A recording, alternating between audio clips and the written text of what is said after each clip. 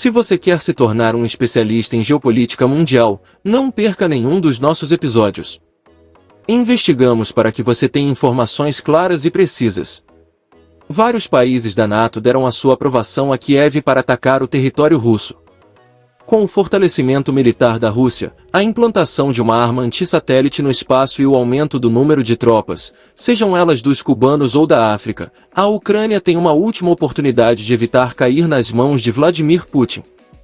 Quais são os países da NATO que deram autorização à Ucrânia para atacar território da Federação Russa? Vamos ver nos parágrafos seguintes. Por outro lado, um responsável norte-americano fez uma revelação terrível, que permitiu à Rússia obter tecnologia para atacar a Ucrânia e os membros da NATO. Além disso, tivemos acesso a uma investigação que revela algo muito mais perturbador, sobre os avanços tecnológicos russos com a ajuda da China. Portanto, fique muito atento porque neste relatório vamos contar o que ninguém está falando. É por isso que convido você a ficar conosco até o final deste relatório para poder tirar suas próprias conclusões. Não se esqueça de que seu apoio e doações nos ajudam a mantê-lo bem informado. Bem-vindos, como sempre, à análise da geopolítica mundial. Chegou a altura de o governo dos Estados Unidos dar rédea solta à Ucrânia, aprovando ataques contra alvos militares russos, utilizando as suas munições avançadas de longo alcance guiadas com precisão. Nos últimos dias, a Rússia demonstrou as suas capacidades anti-satélite no espaço e testou armas nucleares táticas perto da Ucrânia. À medida que a Europa se aproxima de uma guerra total com Moscou, alguns candidatos conservadores também escolheram este momento para realizar eleições gerais nos seus respectivos países. E a verdade é que se espera que todos os partidos priorizem a defesa da Ucrânia, em vez de simplesmente prometerem prosperidade econômica aos eleitores nacionais de cada país, como principal objetivo para serem eleitos, e demonstrarem o seu verdadeiro interesse numa Europa livre e democrática, durante estes tempos críticos.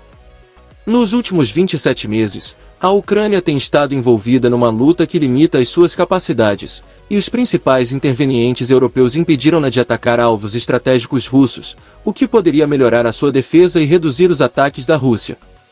Ao longo deste período, a Rússia utilizou todas as suas armas hipersônicas e outras armas modernas, lançadas a partir do seu território, para atacar pontos civis na Ucrânia. Na semana passada, a segunda cidade da Ucrânia, Kharkiv, foi atingida por um ataque a um centro comercial, num claro ataque terrorista contra a população civil.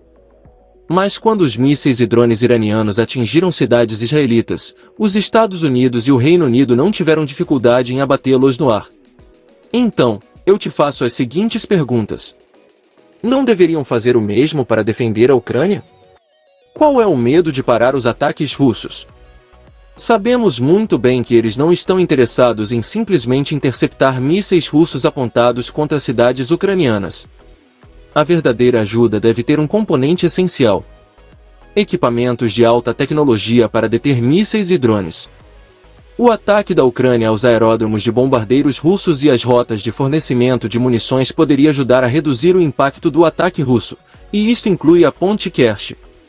Os russos estão a lutar a partir de uma posição onde não têm mais acesso aos seus recursos, mantendo essencialmente duas vias, para que esses fornecimentos cheguem às tropas de Putin. A ponte Kerch e o corredor que atravessa o Donbas, que inclui uma linha ferroviária construída na maioria pelos russos. Se conseguirem cortar estes fornecimentos, este desequilíbrio poderá ser alcançado rapidamente. Um dos objetivos estratégicos que Kiev procura é a ponte de Kerch. Eu te digo isso. A Alemanha é um dos países que nega que possa não ser uma necessidade no campo de batalha. Contudo, essa ponte tem um grande valor simbólico para Vladimir Putin. Putin veria sua preciosa passagem para o Mar Negro cortada, o que poderia ter efeitos psicológicos significativos na população russa, especialmente numa altura em que os relatórios indicam vítimas massivas durante a operação militar especial. A perda das suas tropas através da morte de 500 mil de soldados mina ainda mais a sua posição como líder. Um dos orgulhos do líder russo é a ponte de Kerch, e é o símbolo da sua ação mais ousada após a anexação ilegal da Crimeia. É imperativo que os Estados Unidos e a NATO esgotem todos os esforços para evitar a guerra na Europa, uma eventualidade se Putin triunfar na Ucrânia. A OTAN deve estar preparada para traçar estratégias para o envio de tropas no ar e no terreno, como medidas de contenção contra os russos, no caso de todas as outras intervenções falharem. Mas o que vemos é que a NATO ainda não atingiu esse ponto. Porque ela está descansando sobre os louros. Com a luta ainda em equilíbrio, independentemente das escassas conquistas reivindicadas por Moscou, cortar a cabeça da cobra russa, bombardeando a própria Rússia, por arsenais ocidentais, é uma ação militar lógica. Muitos líderes europeus parecem intimidados pelas ameaças de retaliação nuclear do Kremlin. No entanto, Putin tocou esta música tantas vezes nos últimos anos que mesmo o líder mais cauteloso deve perguntar-se se tudo não passa de bravata e arrogância da sua parte. E parece que a Alemanha, um dos países mais relutantes que a Ucrânia ataque o solo russo, deu agora a sua aprovação para o início de uma contraofensiva, desta vez em território russo. Nas últimas horas, a França e a Alemanha juntaram-se ao Reino Unido e ao Canadá, para autorizar a Ucrânia a atacar o território russo com as suas armas. Infelizmente, o atraso do Ocidente na aprovação de armamento avançado, como tanques e artilharia de precisão, diluiu a sua eficácia a um ponto em que não oferecem muitas vantagens. Por quê? Porque estrategicamente, os russos ganharam muito terreno e, porque nestes meses de outubro de 2023 até agora, Vladimir Putin teve a oportunidade de se rearmar, reorganizar e até se reinventar. Então, quando a NATO se encontra em águas profundas, propõe autorizar a Ucrânia a atacar a Rússia no seu território. Na minha análise, acredito que esta seria a última oportunidade para os ucranianos evitarem cair nas mãos do Kremlin. Então, isto necessita de mudanças, e mudanças radicais, e uma delas é atacar a Federação Russa, não com tibieza, mas com determinação, usando mísseis de precisão, de longo alcance e de maior potência. É mais. Acreditamos que, para evitar o imediato envio de forças da NATO em solo ucraniano, e para evitar outra guerra europeia à medida que nos aproximamos da 80ª comemoração do dia D, todos os aliados ocidentais, incluindo os Estados Unidos, o Reino Unido, a Alemanha, a França e o Canadá devem libertar a Ucrânia de todas as limitações e permitir-lhe colher todos os benefícios das suas avançadas armas de precisão de longo alcance, para atacar Putin no seu interesse fundamental. E ouça muito bem isso. Num relatório recente de um meio de comunicação britânico, foi revelado que o presidente dos Estados Unidos, Joe Biden, autorizou secretamente a Ucrânia a lançar ataques dentro da Rússia, especificamente nas regiões russas na fronteira com o Oblast de Kharkiv, usando armas dos Estados Unidos. A aprovação foi concedida em segredo e revelada apenas a alguns funcionários do Pentágono e, claro, ao presidente Zelensky. Entre os que sabiam da autorização de Biden estavam, além dos funcionários do Pentágono, um funcionário da Casa Branca e outras duas fontes. Após esta decisão, Biden instruiu a sua equipe a garantir que a Ucrânia pudesse usar armas americanas para sua contraofensiva em Kharkiv. É por isso que afirmamos que a NATO entra oficialmente na guerra na Ucrânia. A OTAN deve estar preparada para traçar estratégias para o envio das escassas conquistas reivindicadas por Moscou, cortar a cabeça da cobra russa, bombardeando a própria Rússia, por arsenais ocidentais, é uma ação militar lógica. Muitos líderes europeus parecem intimidados pelas ameaças de retaliação nuclear do Kremlin. No entanto, Putin tocou esta música tantas vezes nos últimos anos que mesmo o líder mais cauteloso deve perguntar-se se tudo não passa de bravata e arrogância da sua parte.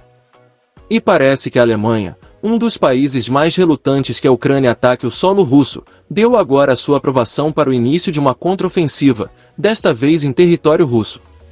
Nas últimas horas, a França e a Alemanha juntaram-se ao Reino Unido e ao Canadá, para autorizar a Ucrânia a atacar o território russo com as suas armas.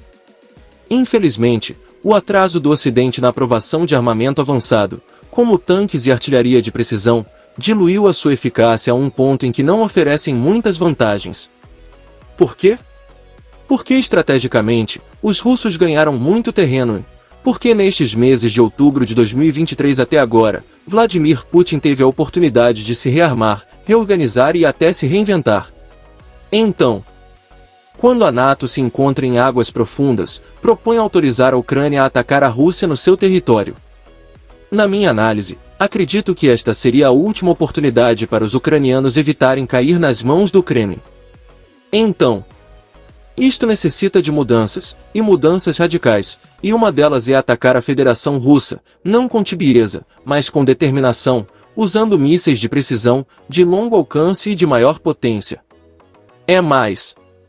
Acreditamos que, para evitar o imediato envio de forças da NATO em solo ucraniano, e para evitar outra guerra europeia à medida que nos aproximamos da 80ª comemoração do dia D, todos os aliados ocidentais, incluindo os Estados Unidos, o Reino Unido, a Alemanha, a França e o Canadá devem libertar a Ucrânia de todas as limitações e permitir-lhe colher todos os benefícios das suas avançadas armas de precisão de longo alcance, para atacar Putin no seu interesse fundamental. E ouça muito bem isso. Num relatório recente de um meio de comunicação britânico, foi revelado que o presidente dos Estados Unidos, Joe Biden, autorizou secretamente a Ucrânia a lançar ataques dentro da Rússia, especificamente nas regiões russas na fronteira com o Oblast de Kharkiv, usando armas dos Estados Unidos. A aprovação foi concedida em segredo e revelada apenas a alguns funcionários do Pentágono e, claro, ao presidente Zelensky.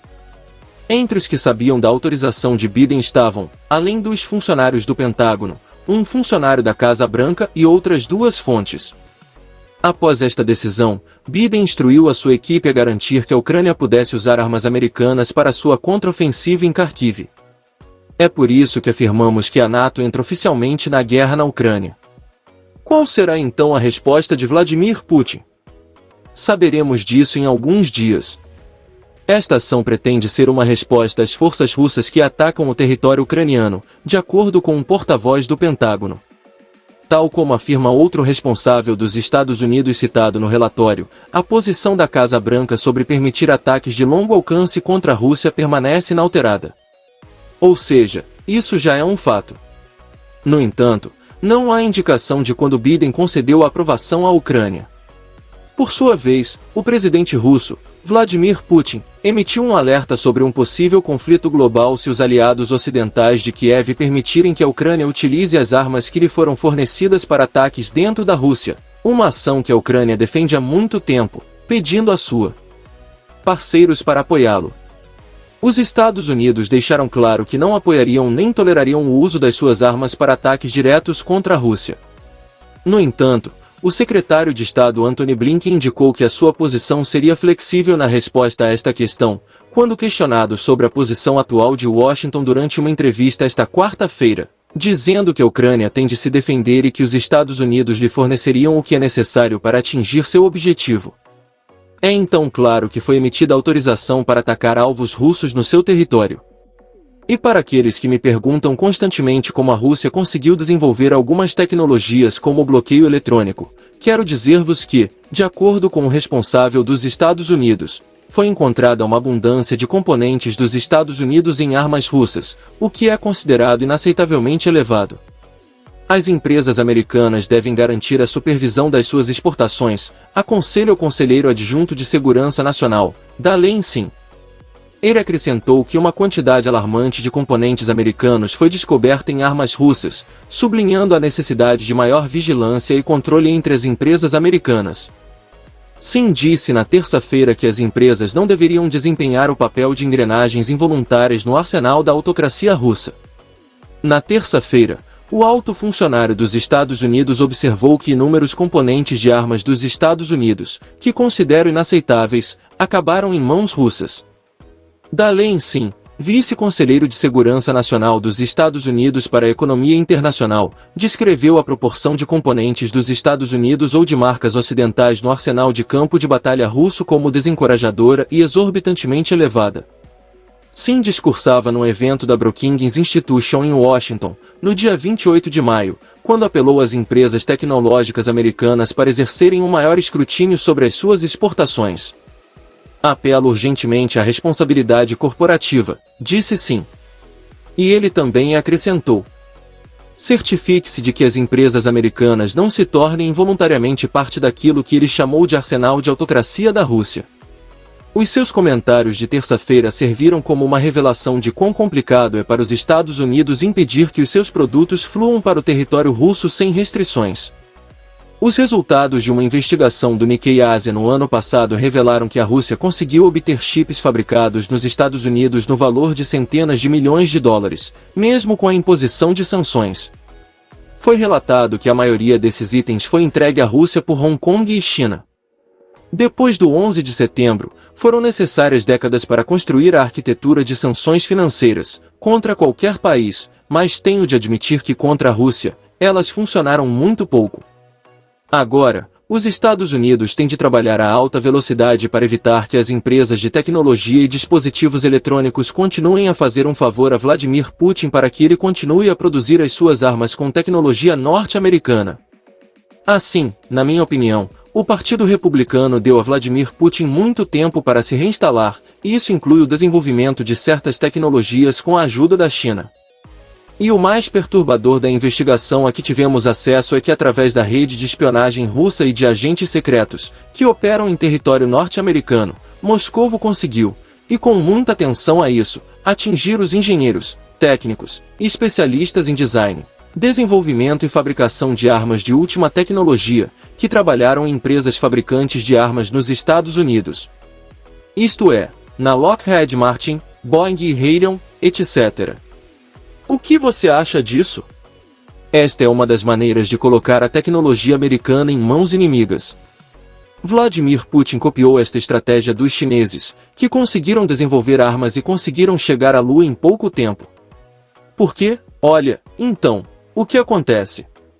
Quando um funcionário destas empresas se aposenta ou sai, é contactado por agentes russos, que lhe oferecem grandes somas de dinheiro em troca de trabalhar para o governo russo. Claro, eles fazem isso secretamente e nem precisam sair dos Estados Unidos. E por hoje terminamos nosso programa. Aguardamos seus comentários sobre este assunto. Vejo você no nosso próximo show.